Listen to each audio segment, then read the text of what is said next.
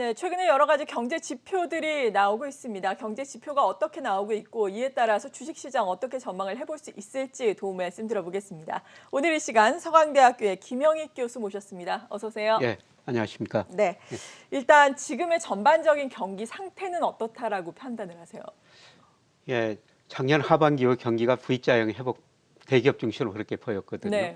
그런데 최근에 여러 가지 경제 지표들이 정점 신호가 단기 순환상 나오고 아, 있어요. 네. 예, 대표적으로 앞으로 경기를 예측하는데 가장 중요한 지표 중 하나가 통계청에서 발표하는 선행지수 순환변동치라고 있어요. 예, 그림에 나오겠습니다만은 지난 거 6월을 정점으로 10월까지 파란색으로 그려져 있습니다만은 지금 4개월 연속 하락하고 아, 있습니다. 그러네요. 예, 선행지수가 하락한다는 것은 앞으로 경제지표가 나빠진다는 것이죠. 예, 그리고 현재의 상태를 나타내는 동행지수 순환변동치가요. 선행지수가 먼저 꺾이고 동행지수 순환변동치도 8월에서 10월 3개월 연속 지금 조금 하락하고 있습니다. 네. 이거는 선행지수가 미리서 경기 둔화를 예고했고요. 현재의 경기 상태를 나타내는 동행지수도 지금 약간 하락하고 경기가 둔화되는 모습이 나타나고 있다는 것입니다. 네, 좀 아쉬운 부분인데 예, 경기를 판단할 수 있는 혹시 다른 지표로는 어떤 걸 눈여겨보고 계세요? 예, 대표적으로 제조업 경기를 나타내는 게 재고 출하 비율, 뭐 재고율 지수라고 그러는데요. 네. 이것도 뭐 그림에 한번 보시겠습니다만은 최근에 빨간색으로 그려 있습니다만 급격하게 증가하고 있어요. 그래서 예를 들어서 지난 3월달에 101.5였는데요. 10월 보니까 121로 늘어났습니다. 그러니까 출하에 비해서 재고가 지금 많이 늘어나고 있기 때문에 제조업들이 생산을 줄이고 있다는 겁니다. 그래서 제조업 경기도 좀 둔화되고 있다.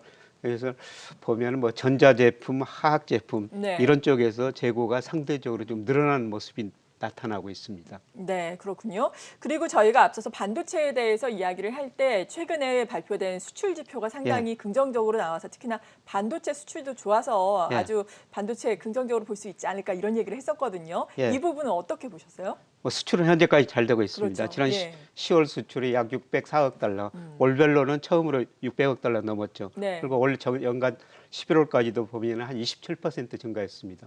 사실 모든 나라, 모든 품목이 현재까지는 수출이 잘 되고 있어요. 반도체도 말씀하신 것처럼 네.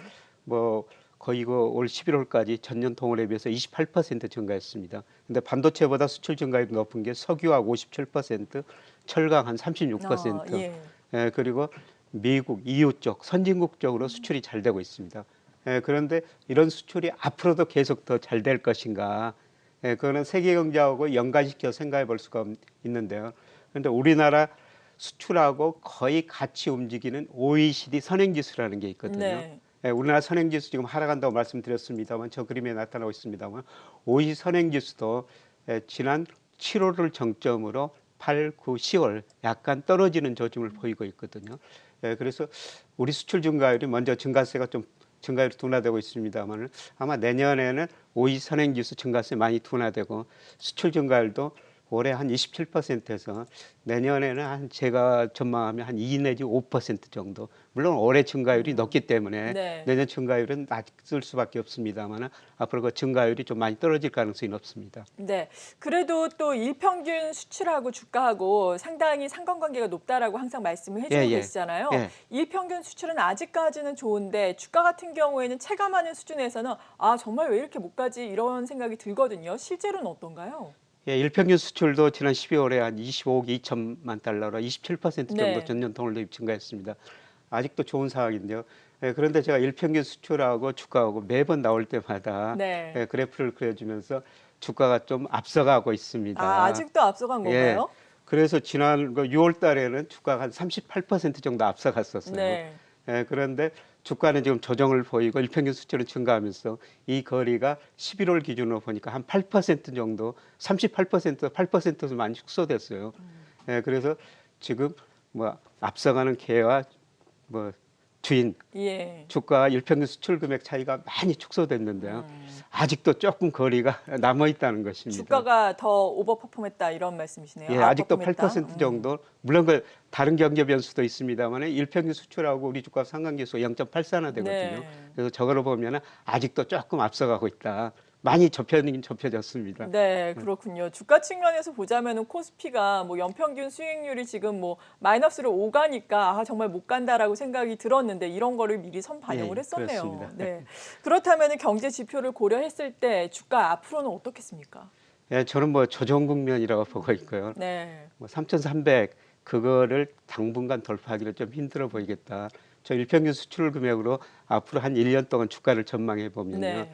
한 코스피가 뭐 상단이 3,100 정도 나오고 그다음에 하단은 2,650 정도. 물론 그 변수 하나로 전망하면 이런 식으로 예. 나옵니다. 예, 그래서 뭐 계속 그 조정 국면이니까요.